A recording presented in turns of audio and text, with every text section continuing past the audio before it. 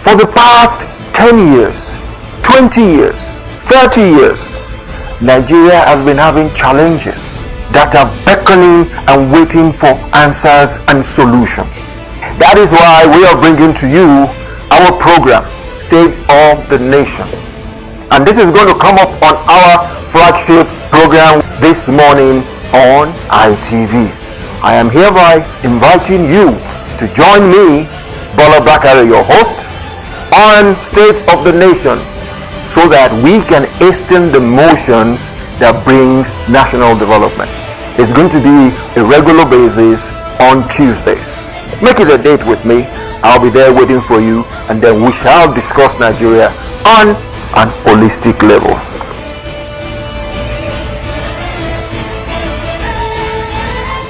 Welcome to your lofty program, State of the Nation, where we hasten the motions for national development.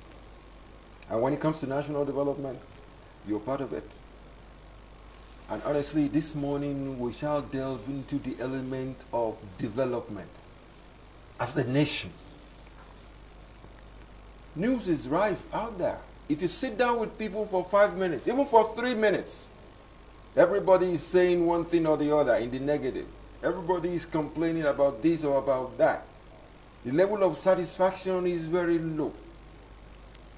For the peoples of some people that are literate enough to know numbers and figures, they will tell you the economy is not in good shape.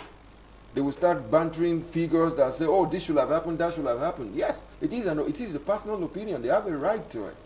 But at the same time, we should not delude ourselves, because there is what I call need for more, need for improvement in Nigeria. It's not just Nigeria alone. So we don't start getting bothered that, oh, it's us, and us alone. No. It's all over the world. For those of you that have relations, sons or wards in America, right now everybody's feeling the pinch, because the price of PMS, what we call petrol, they call gas or whatever out there, the price is going up. And they are feeling the pinch, because there's always that domino effect. If one thing goes up, other things will follow suit. If you go into Europe too is having its own problem. Because of the war, the Russian-Ukraine war is creating a lot of energy problem. Russia supplies gas to the whole of Europe, and this time winter is right by the corner. They are having problems with that. So honestly, on a global scale, the whole world is having problems. It's not just us alone. But on a serious note, we should talk about ourselves first. We are the business of us. So let us talk about ourselves, know where we are part of that global family, and know where it is a local thing as Nigerians that we can sit down and talk about. Little wonder, I have with me in the studio my brother, who is the development expert and analyst, Mr. Manix Sylvester Aipo. My brother, you're welcome to the program. Thank you very much. That's it. That's it. Then at least thank you for honoring the invite, because we've been inviting you, and then what you say is, no, I'm a passive activist. Don't let me bring my activism to the fore. But honestly, Nigerians are interested in learning from you, sharing your opinions. And like I said in my opening, the whole world, I won't say recession, but anything that drops your economy is a recession in itself. Exactly. Let us now bring it back to Nigeria, because that is our problem. If you go on the streets, everybody, from every kid that can talk, everybody is complaining.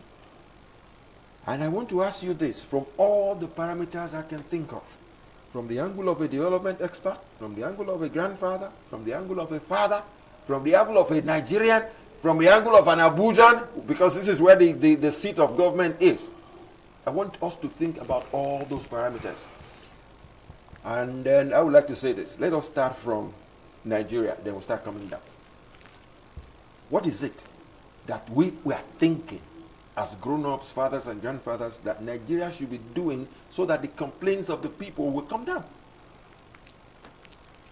Good morning, Nigerians.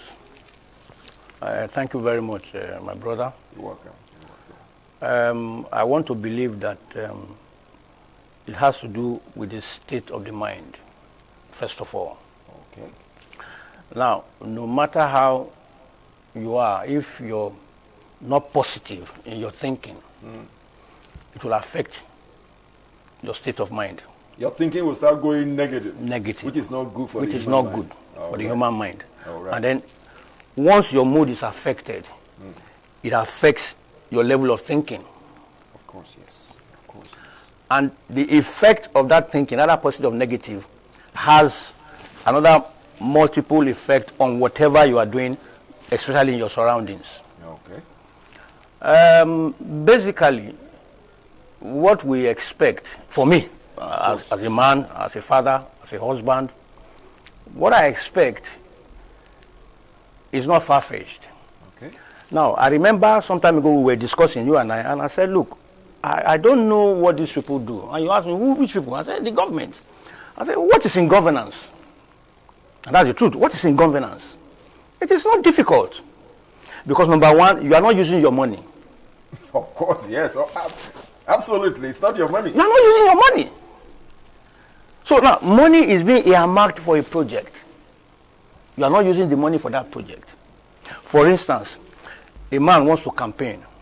He's not asking you, what are your needs? What do you want? What do you think I can give to you? Do for you.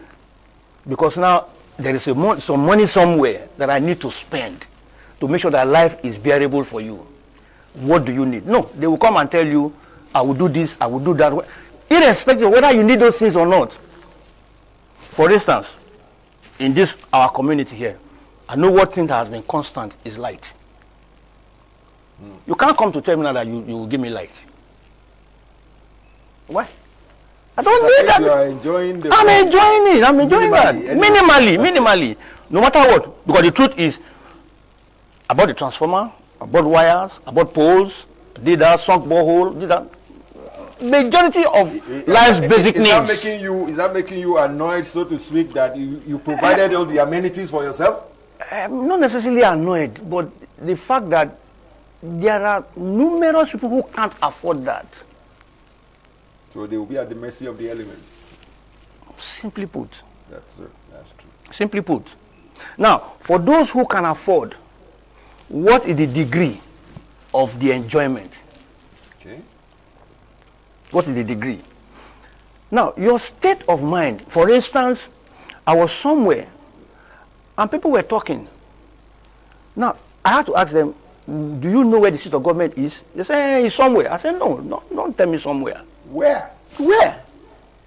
Up to the point that they are telling me that the president resides in social place, his bedroom is this, and this. I said, do you know the president? Have you seen him one-on-one? He said, no. Why are you talking what you don't know? Now, you see, the aggravation in people's minds makes them to even think anything they are just free to talk about, even what they don't know. Now, let me just quote a small scripture. The Bible says that the merry heart doeth good like medicine. Absolutely. A merry heart. Now, if your heart is merry, no matter the odds around you, you won't see those odds. You are looking at the positive side of things. That's right. But you are not merry. Look, you'll be mad at everybody.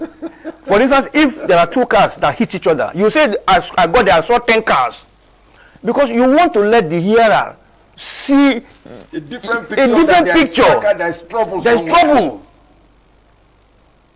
Which is as a result of your mindset. Your mindset. And this is where I say, government can allay the fears of the people. Of course, that's the duty of government. It is easy to do. It is easy to do. That's good. That's true too. Now that we've been able to touch on the elements of the government itself, like we said earlier, let's start trickling down. After the government, let's come to the family. Because it's the family that breeds the kids and this and that, and then takes care of everyday business. How do you think parents and guardians are faring these days?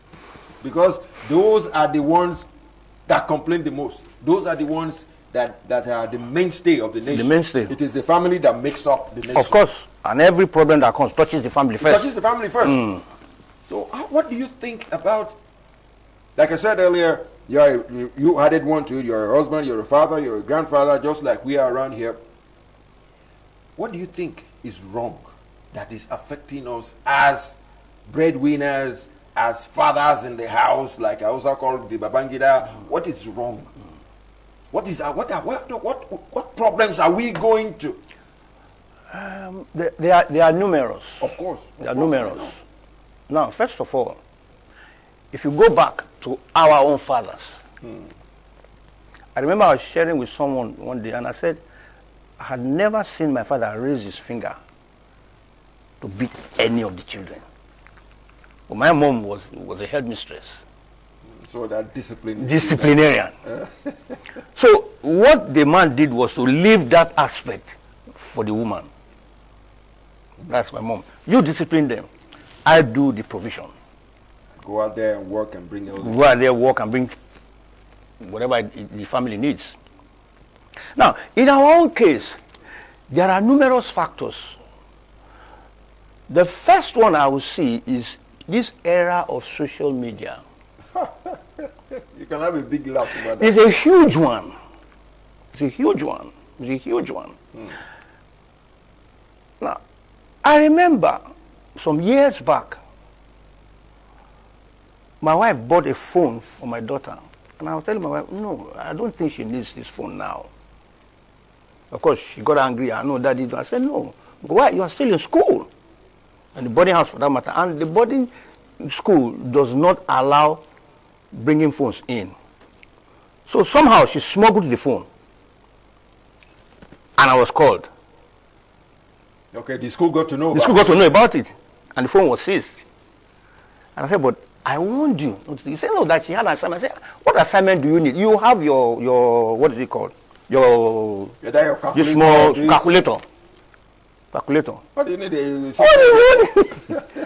You are not in the university yet that you need to. So you understand. So now, as far as she's concerned, everybody is using a phone.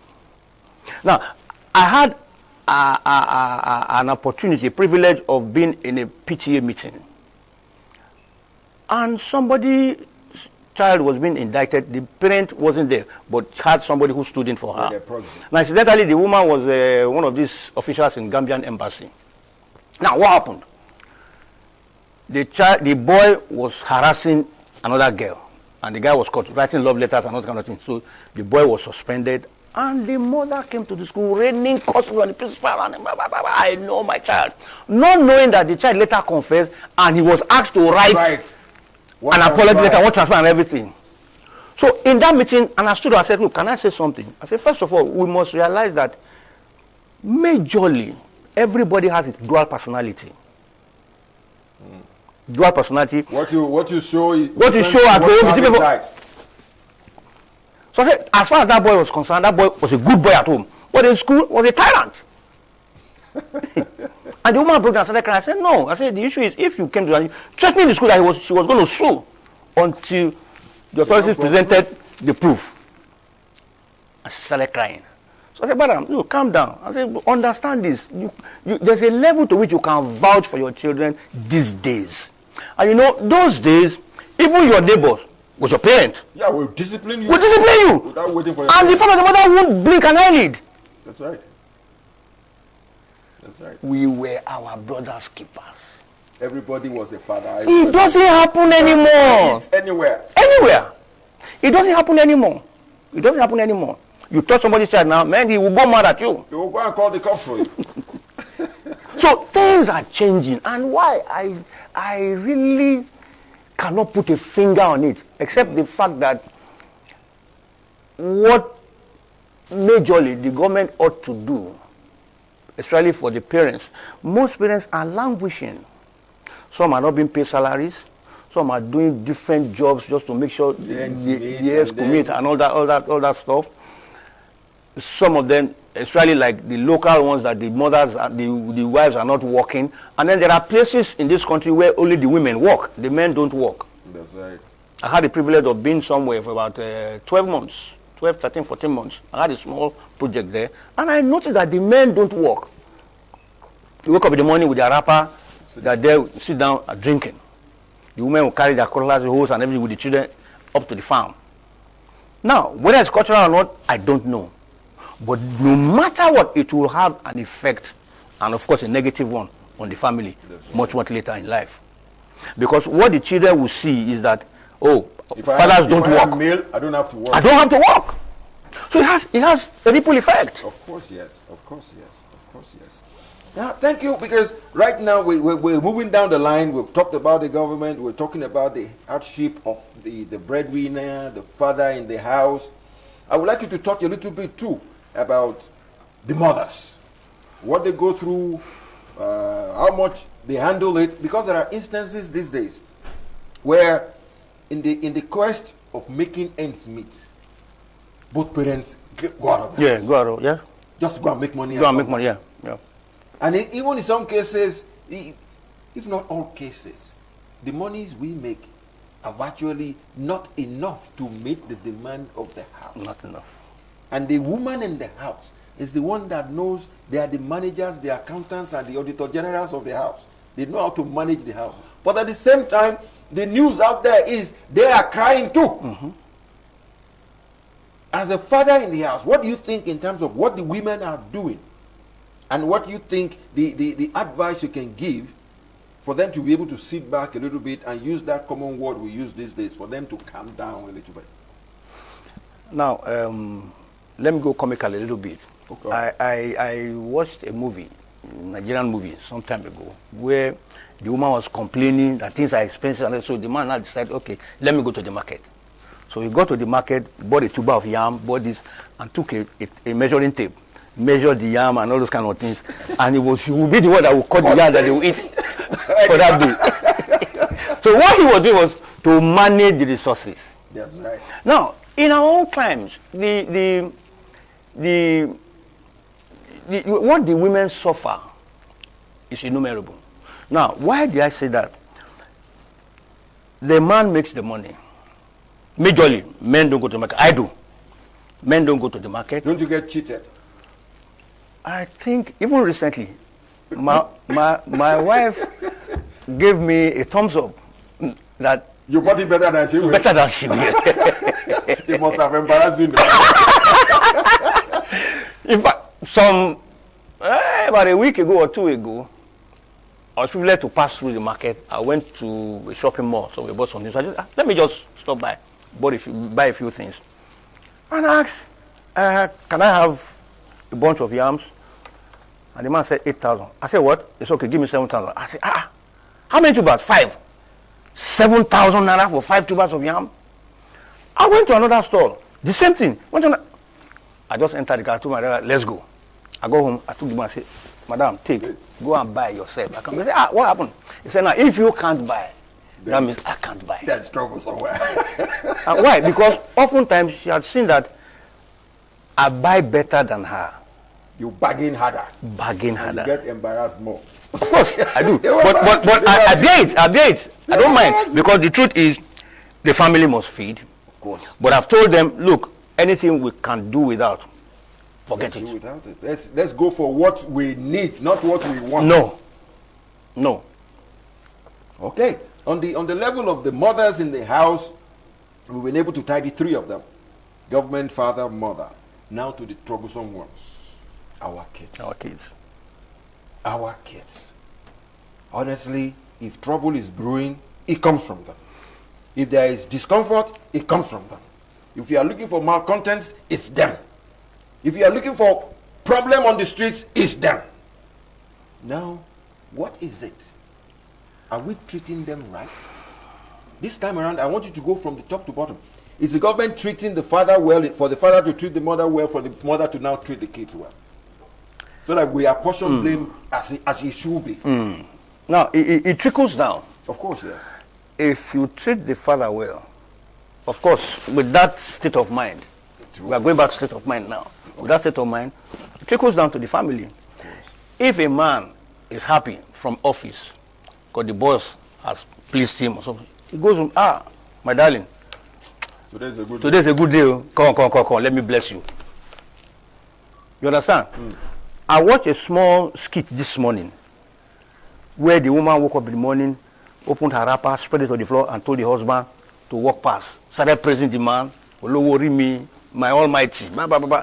And the man dipped his hands in his pockets I emptied it for Emptied it for her. Now, because the man is excited.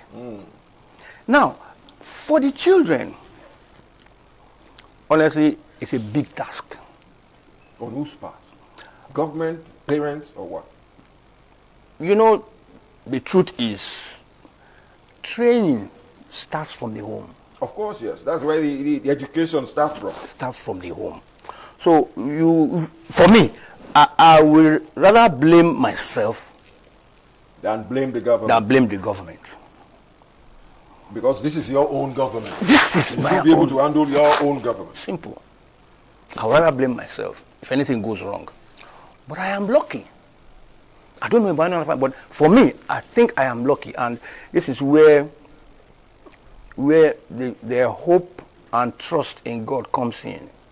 Because I remember, as a Christian, there were things. My wife's first pregnancy, I was talking to the baby. That is the womb. Now somehow, I believe it has an effect. Because there was a period my wife and I, we were having some little issues, and then one day my wife said, come on, this baby is not kicking again because you are angry with me. And you know what? I put my hand on the tummy. And hey guy, calm down, calm down, calm down. And suddenly I had poo. They are living things. They are living. They understand the scenario. So you see, there are some things that people don't understand. But see, we don't want to discuss about spiritual things here now. But the truth is, we cannot run away from it, because everything you see in the physical starts from the spiritual. Now, for the children, you see, for me, I have less, or let me say lesser problem than other families, because I have not really experienced the waywardness of children. All right, I'm listening. I've not really experienced the waywardness of children. And I count myself lucky. That is because maybe you've done a good job on them. I think I did. I think I did. Okay, but in this instance, what do we I know what we do as parents reflects on the children. Of course. But at the same time, there is a period they climb from that adult sense to the end of their teen years to their university years, when they are free, they are on their own, they leave the house for months or maybe years, and then you see them maybe once in 3 years or thereabout. At a period where they are beginning to form their own ideas and become independent, so to speak. What do you think about them at that stage? At that stage, okay. Because if we look at some of the kids we have in town these days, some of the ones that are either for whatever reason are not in school or are in school, the ASU is giving them a problem, so they are on the street, they are becoming a problem, a menace to the kids, to their parents at home. What about them? There are a lot of problems that they have.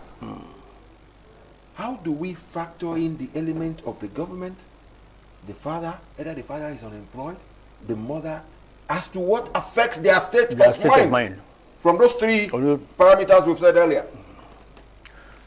Now, if you are lucky to have children who majorly know what is happening around them, in terms of government influence on the people. Now, the level to which they are grown. For instance, I remember when my children were in their final years, I would call them and tell them, listen, don't see your parents as rich people. See them as being lucky enough to be able to train you. That's it. Now, it's by the grace of God. The training you have now, I never had it. Now, out of school, went to England for masters, you are back, give you a car, all of them have their own cars. Mobile, they can move around. And I told them, look, it's a very huge privilege, and you must acknowledge that. Of course. So it is not everybody that can have this kind of privilege. So if you have it, don't abuse it. So I talk to them from time to time.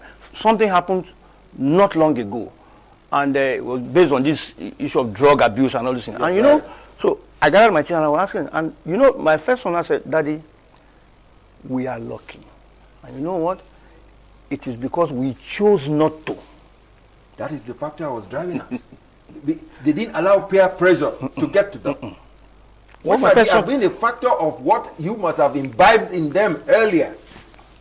My son told me that we chose not to. Not that we didn't have friends who were into drugs. That throughout while they were on campus, their friends were using drugs and everything. But they decided that no, we know where we come from. We will not involve ourselves in this. But the three of them went to the same higher institution. Of course. Almost at once. So they were always together. I guess that's an advantage in itself, really. Yeah, it is. It is. Because one is able to tell the other one, no, don't do this, don't do that. So they have these checks and balances on themselves. But what happens because everywhere is not a bed of roses. No. There are instances, honestly, I'll tell you this. There are instances where the mother is a single mother. Yeah. Where the father is not around. There are instances where there is no funding in the house. At all. The father has been fired. The mother can barely put food on the table with maybe she has a small business somewhere. Let us look at that kind of a scenario. The father is unemployed. The mother can barely do the little with the little she has. And then the kids are about maybe 2 or 3 of them. They are in their teen years, adolescent and teen years. You as a father, you can imagine what those kids will be like.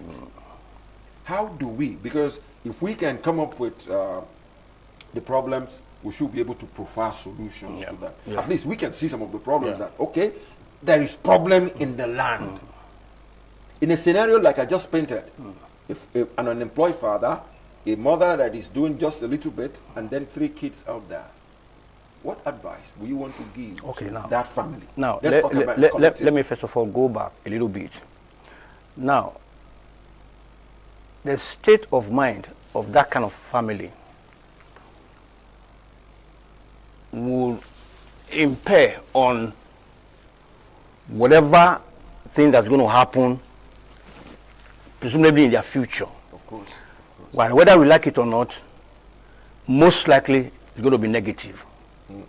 Now, I'll tell you, the where we come from as a people, we lend the hand. But the problem we have now is the uncertainty. A man has 10 million in his house, and his friend comes and says, oh boy, I don't get money. I am broke. I need 1 million.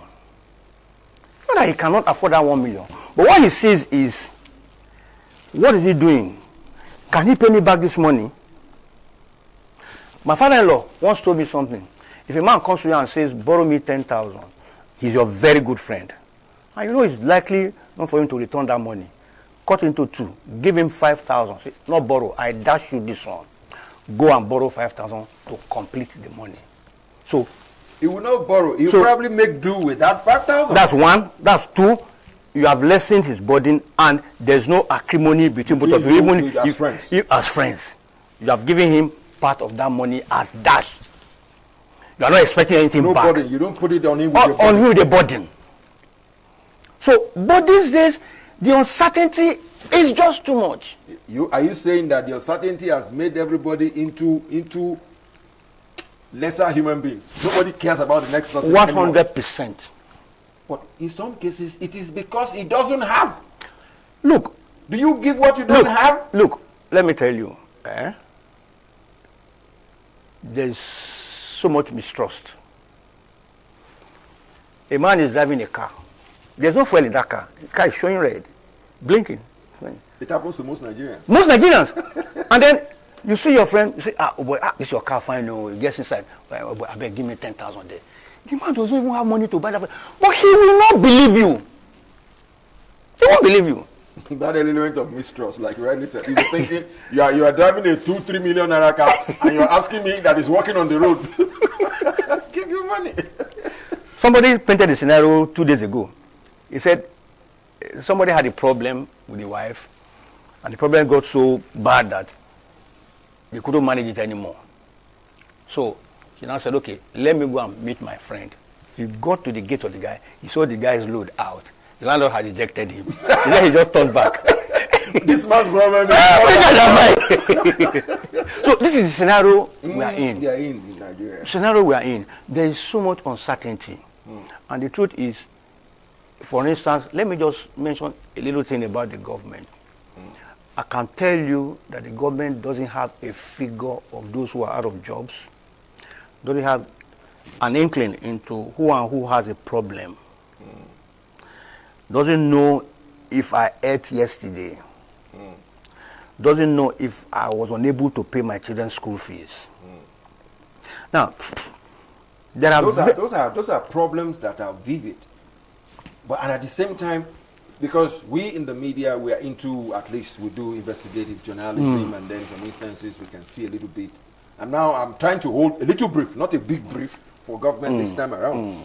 Because we've had cases where we call ungoverned areas in Nigeria. Yeah, of course. Where the people don't know whether they don't even know the state where they are living. They don't know. They don't know. They are just existing in the bush. Yeah. There are situations like that. But if we come to the suburban and the urban areas, what you said is tenable. Some people don't even eat because they are unemployed. It's difficult to eat. What I'm saying here is we have been able to enumerate all these problems. And then we are not going to kill ourselves. We are praying to God. We are doing all we can. As a father, a grandfather, a husband, with a wife and a family, what advice do you have for all those tears that we've been able to talk about? What advice do you have for the federal government? What advice do you have for the father? What advice do you have for the mother? What advice do you have for the children? Because they constitute the highest population that we have. Yeah. We've seen all the problems. We're able to look at them. Some we can't solve. But what advice do you have? Let us start from the government first. What do you think the government should be doing to alleviate what is happening to us? First of all, the government should be humane enough. They should be humane enough. Even if they can't provide those services, let the people see that you are trying. But see, to just simply ignore, It's annoying. it's annoying. It's annoying. Okay, let's come to the father.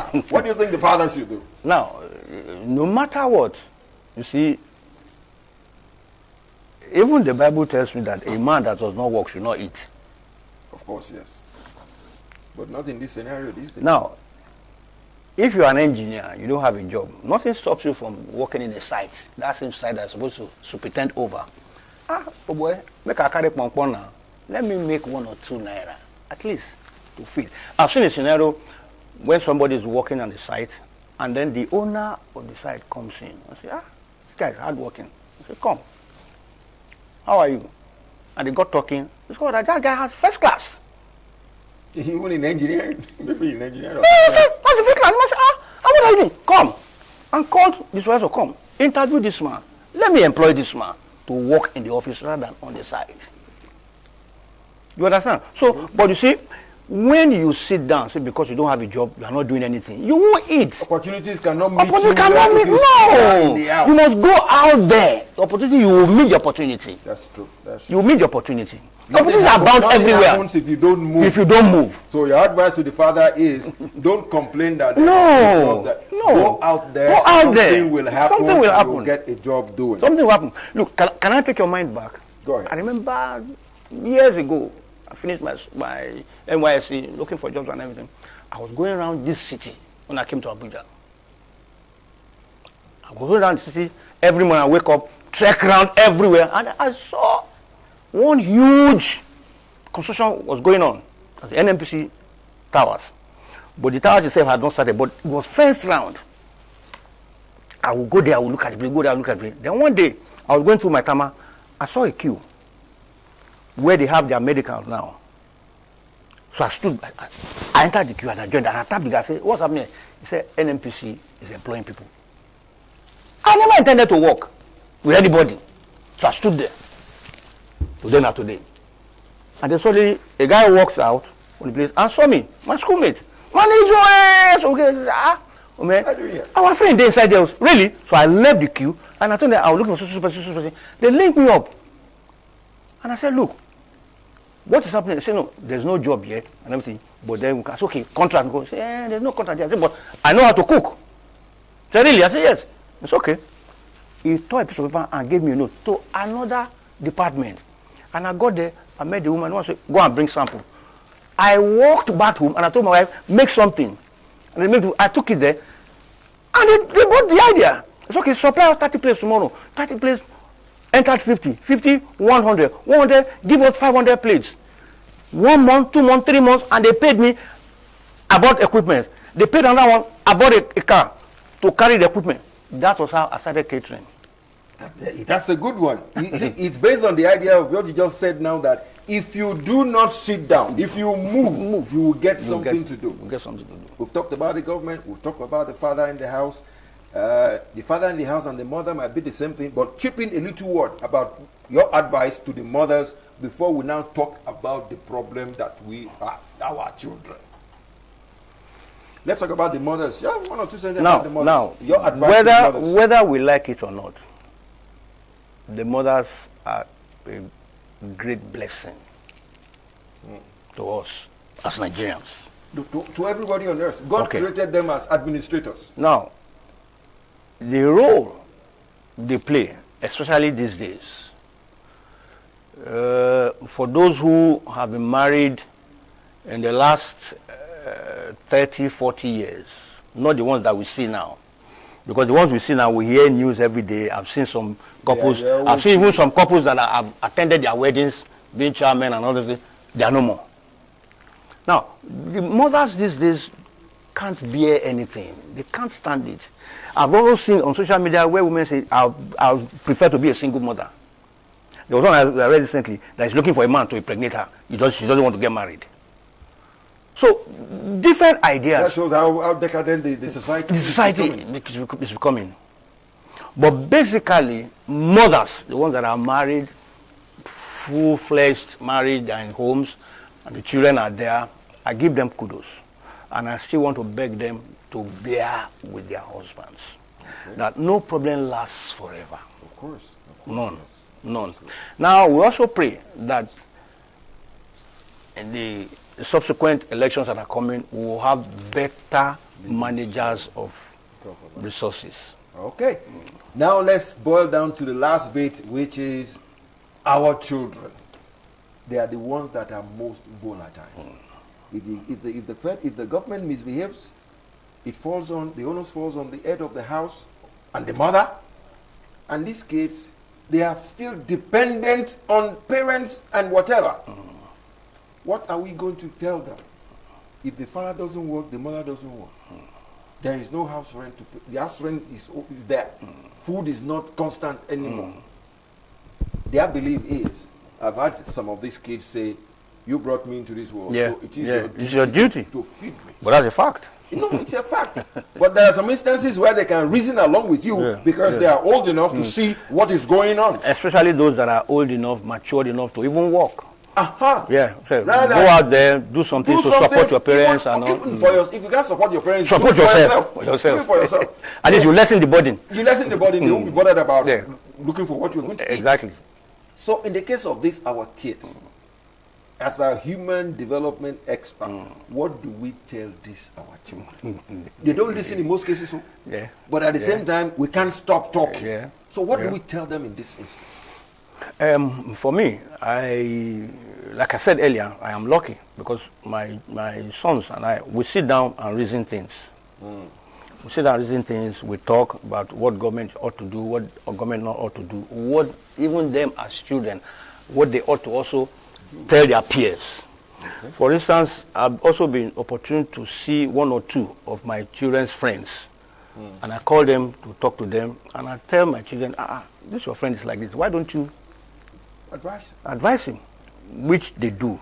But see, coming down to the younger ones. It's like the ones that are between secondary school, and that's when they are most volatile. It is time bomb. Yes, serious time bomb. Those teenage years and then 21. It is. If you are lucky, they pass through it and come out unscathed. That's right. You are not lucky, you are in big shit. Big trouble. Big trouble. Big trouble. Now, I told my wife once, I said, listen, I said, we have done our best. These children are adolescent now. Allow them to express themselves. And I said, no. So that they won't go. So I said, I understand, because we have been able to lead them to a point where they can make decisions on their own. For instance, if you have a 34-year-old son, will you now say, I want to go and get a wife for him? No. He has a right. Go ahead and has a right of choice. Let him go and do what he likes, and then come back and seek our advice. You know, jokingly, when they were abroad, I told them, look, if you get a wife, white woman, green, red, marry. I said, no, come back here. I said, no, relax, calm down, calm down. The thing is, if they are old enough to make their own choices, you advise. All you need to do is advise. But you see, for the younger ones, that's what I'm particular about. The Those truth ones is, that are time bombs. I am afraid that it is difficult. And you know why?